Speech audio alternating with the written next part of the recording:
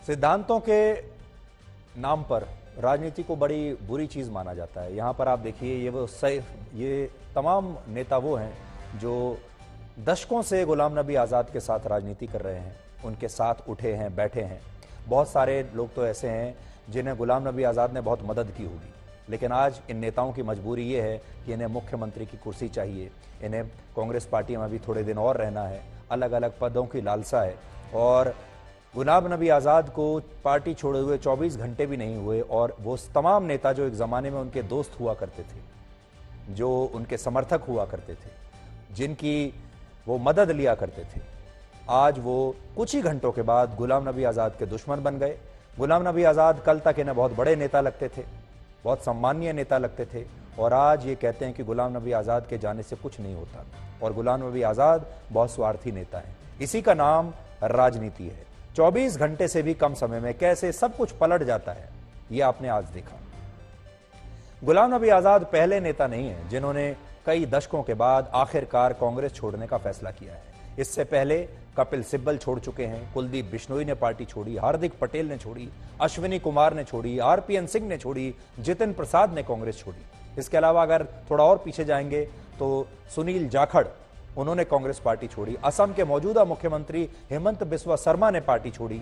ज्योतिरादित्य सिंधिया जैसे पुराने नेताओं ने भी कांग्रेस पार्टी छोड़ दी। और आज जब गुलाम नबी आज़ाद ने ये सारी बातें कही हैं तो इन नेताओं का कहना है कि वो तो पहले से ही ये कह रहे थे। इन सारे नेताओं ने आज कहा हम तो वर्षों से ये बात कह रहे हैं, जो गुलाम नबी आज़ाद ने आज यहां लिखने की हिम्मत की है।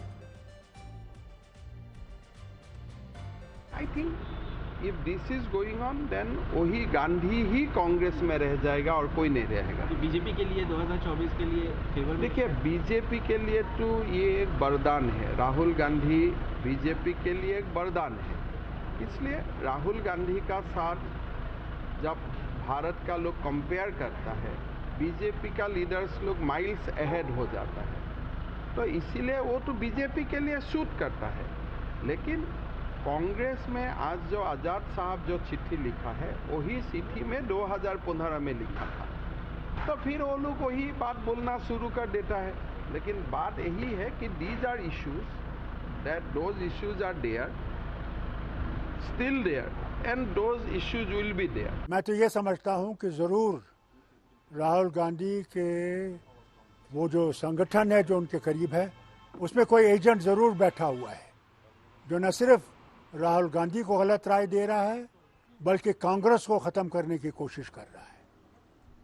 और इसीलिए इन कदावर लीडरों को, 23 लीडर हैं जिनको एक सिंपल चिट्ठी लिखी थी उनने कि साहब इसमें सुधार लाइए, इसमें डेमोक्रेसी लाइए पार्टी में, और इसमें इलेक्शन कराइए, वो आज तक नहीं हो रहा है। तो वो जो वहाँ पे शख्स बैठा हुआ है जो इनको ये कानाफूसी कर रहा है, ये तुमको गिराने के लिए कोशिश हो रही है, वो गलत आदमी है, उसको इनको बाहर निकालना चाहिए और इन लीडरों को वापस लाना चाहिए अगर इस जमात को जिंदा रखना है और इस जमात को आगे चलाना है। तो ये थ्योरी भी सही है कि कांग्रेस पार्टी में कोई तो सुइसाइड बॉम्बर है, कोई आत्मघाती है कांग्रेस पार्टी में, कोई ऐसा व्यक्ति है जो खुद अपना ही गोल कर रहा है। और ये आत्मघाती दस्ता कौन है, ये व्यक्ति कौन है जिसे आप सुइसाइड बॉम्बर मान सकते हैं, जो अपनी ही पार्टी को बर्बाद करने पर तुला हुआ है, ये बड़ी बात है। अब दो ही विकल्प बचे हैं कांग्रेस पार्टी के सामने, और इन दोनों के अलावा तीसरी चीज हो नहीं सकती। पहली बात तो यह हो सकती है कि कांग्रेस पार्टी तीनों गांधियों के साथ ही रहेगी, और दूसरा विकल्प यह हो सकता है कि कांग्रेस पार्टी में अब सिर्फ 3 गांधी ही बचेंगे, इसके अलावा कोई तीसरी चीज नहीं होगी। आज हम आपको गुलाम नबी आज़ाद के बारे में भी बताना चाहते हैं, और जैसा हमने आपको शुरू में कहा, यह कहानी एक फिल्म के जैसी है, और फिल्मों में भी जो कहानी होती है वो कहां से आती है, वो हमारी और आपकी कहानियां हैं, वो रिश्तों की कहानियां होती हैं, वो समाज की कहानियां होती हैं, दोस्ती की कहानियां होती हैं, धोखे की कहानियां होती हैं। ये कहानी भी वैसी ही है। 73 वर्ष के गुलाम नबी आज़ाद का जन्म जम्मू कश्मीर के डोडा जिले में हुआ था, और वो वर्ष 1970 के बाद कांग्रेस में शामिल हुए। 1973 में जब वो 24 साल के थे तब उन्हें डोडा जिले में कांग्रेस का ब्लॉक सचिव नियुक्त किया गया। इसके बाद इंदिरा गांधी के पुत्र संजय गांधी गुलाम नबी आजाद के काम से इतना खुश हुए कि उन्होंने जम्मू कश्मीर यूथ कांग्रेस का उन्हें अध्यक्ष बनने के लिए कहा, और यह बात 1975 की है। गुलाम नबी आजाद कहते हैं कि संजय गांधी के काफी समझाने के बाद उन्होंने 1975 से 76 तक यूथ कांग्रेस के अध्यक्ष के रूप में काम किया, और इस दौरान संजय गांधी और उनकी दोस्ती बहुत गहरी हो गई। यानी गुलाम नबी आजाद और संजय गांधी बहुत गहरे दोस्त थे। इसके बाद गुलाम नबी दिल्ली आ गए और उन्होंने इंडियन यूथ कांग्रेस का महासचिव रहते हुए जनता पार्टी की सरकार के खिलाफ कई विरोध प्रदर्शन किए। इस दौरान उनकी गिरफ्तारी भी हुई। इसके अलावा संजय गांधी गुलाम नबी आजाद के इतने करीबी थे कि जब 27 मार्च 1980 को श्रीनगर में उनकी शादी हुई, तब उनके विवाह में शामिल होने के लिए संजय गांधी खास तौर पर गए थे। हालांकि इसके सिर्फ 3 महीने बाद 23 जून 1980 को संजय गांधी की एक विमान दुर्घटना में मृत्यु हो गई, और इसके बाद इंदिरा गांधी ने गुलाम नबी आजाद पर काफी भरोसा करना शुरू कर दिया, क्योंकि वो उनके पुत्र के बहुत गहरे दोस्त थे। 1980 में ही उन्हें इंडियन यूथ कांग्रेस का राष्ट्रीय अध्यक्ष बनाया गया। गुलाम नबी आजाद की अध्यक्षता में ही तब राजीव गांधी ने पहली बार इंडियन यूथ कांग्रेस की सदस्यता ली थी। यानी राजीव गांधी को कांग्रेस ज्वाइन कराने वाले नेता गुलाम नबी आजाद ही थे। इसके अलावा 1982 में वो इंदिरा गांधी की सरकार में पहली बार मंत्री बने, और इसके बाद यह सिलसिला कभी रुका नहीं। वर्ष 1982 से 2014 के बीच उन्होंने इंदिरा गांधी, राजीव गांधी, पीवी नरसिम्हा राव और मनमोहन सिंह की सरकार में मंत्री के तौर पर काम किया। यानी सरकार किसी भी प्रधानमंत्री की हो, उन्हें जरूर मंत्री बनाया जाता था। 1980 के मध्य से अब तक उन्होंने बतौर महासचिव, पार्टी महासचिव, कांग्रेस के सभी अध्यक्षों के साथ काम किया, और 35 वर्षों में वो देश के हर राज्य और केंद्र शासित प्रदेश के चुनावों में कांग्रेस पार्टी के इंचार्ज रहे हैं। और ऐसा उनका दावा है कि इनमें से 90% राज्यों में उन्होंने कभी ना कभी पार्टी को जिताया। कुछ समय पहले तक वो राज्यसभा में 7 साल तक विपक्ष के नेता रहे, और 2005 से 2008 के बीच वो जम्मू कश्मीर के मुख्यमंत्री भी रहे। हालांकि राजस्थान के मुख्यमंत्री अशोक गहलोत और उनके पुराने दोस्त आज कहते हैं कि गुलाम नबी आजाद के इस्तीफे की उन्होंने आलोचना की है, और उन्होंने संजय गांधी की चापलूसी करने वाला एक नेता बताया। जैसा हम आपको कह रहे थे कि राजनीति भी क्या चीज होती है, कुछ ही घंटों में सब कुछ बदल देती है। कुछ ही घंटों में जो पुराने दोस्त हैं वो आपकी आलोचना करने लगते हैं। अशोक गहलोत ने आज गुलाम नबी आजाद के लिए कहा कि ये तो कोई नेता ही नहीं थे, ये तो संजय गांधी के चापलूस थे। संजय गांधी के साथ में अगर ये सब लोग थे, हम जैसे लोग खिलाफ भी थे, और मेरे जैसे लोग टिप्पणी अलग अलग तरीके करते होंगे, कोई इनकी तरह करते होंगे, कोई और ढंग से करते होंगे, पर टिप्पणी उस वक्त भी होती थी संजय गांधी के वक्त में, भयंकर होती थी देश के अंदर। उसके बाद भी चांस उनको ही मिला जो इनके पक्ष में थे, ज़्यादा मिला उन लोगों को चांस, हम जैसे लोगों को मिला जो साथ नहीं थे। ये चलता रहता है। आज उनको लगता है, मैं तो कह दिया ना आपको कि जो इन्होंने कहा आज, अभी तो मैं खुद सदमे में हूँ। एक ऐसा 42 साल का जिसको सब कुछ मिला जिंदगी के अंदर, 42 साल ही बगैर पद के नहीं रहे हों व्यक्ति, आज वो ये मैसेज दे रहे हैं जैसे कि जो मेरी समझ के पर है। तो बड़ी बात यह है कि अशोक गहलोत जैसे जो नेता हैं जो अभी पार्टी में हैं, अशोक गहलोत तो कुर्सी पर बैठे हुए हैं, वो राजस्थान के मुख्यमंत्री हैं, बाकी के भी जो बड़े नेता हैं उन्हें भी अभी पार्टी में ही रहना है। उन्हें राहुल गांधी इस समय विपक्ष के सबसे बड़े नेता नजर आ रहे हैं।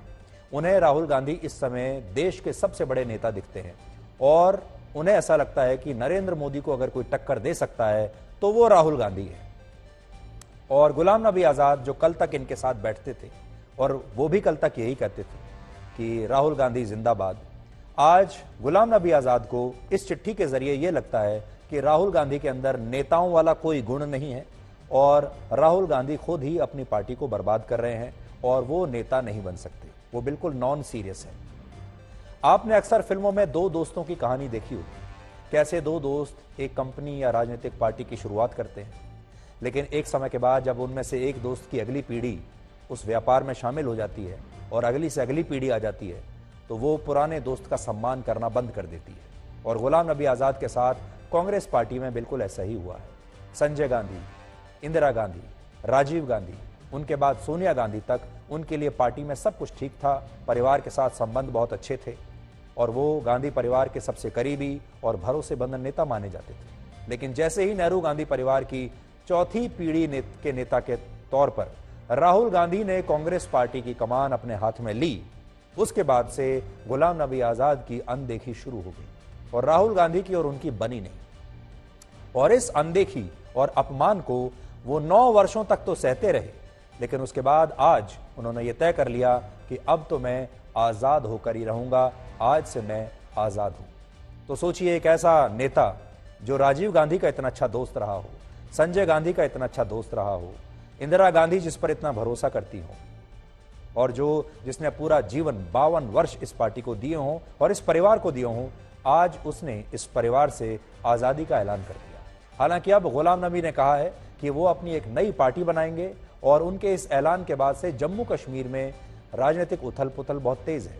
पिछले कुछ घंटों में ही कांग्रेस के 6 पूर्व विधायक गुलाम नबी आजाद के समर्थन में अपना इस्तीफा भेज चुके हैं और ये संख्या अभी और भी बढ़ सकती है।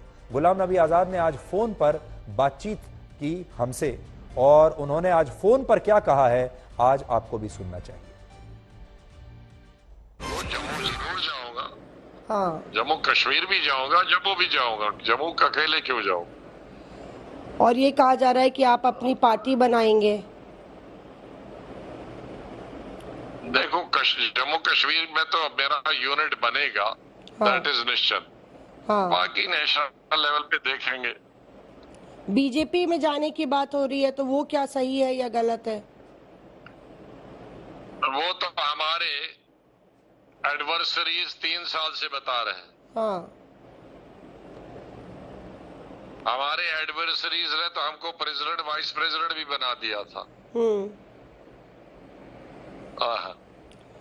पर ऐसा नहीं है, आप ऐसा नहीं है, कोई बीजेपी नेता ने आपको फोन नहीं किया? नहीं, वो क्यों करेंगे? I am not in BJP.